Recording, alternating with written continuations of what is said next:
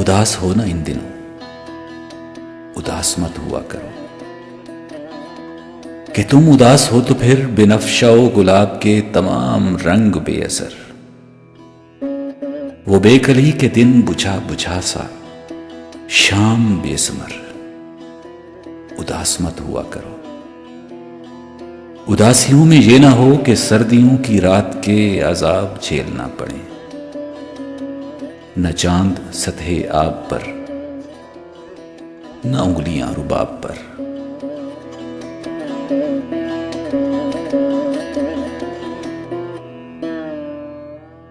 نہ چاند سطح آب پر، نہ انگلیاں رباب پر، نہ حسن آئینہ مکین، نہ آنکھ خواب آفریں۔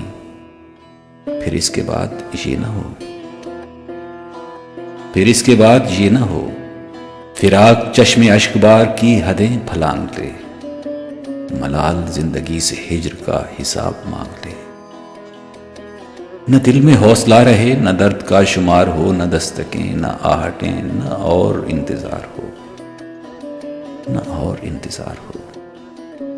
بدن کے لالہ زار میں غبار ہی غبار ہو، اداس مت ہوا کرو، اداس مت ہوا کرو کہ عمر کے بہاؤ میں جو آج ہے وہ کل نہیں۔ اگر خوشی ہے مختصر تو رنج بھی اٹل نہیں، اداس مت ہوا کرو، اداس مت ہوا کرو۔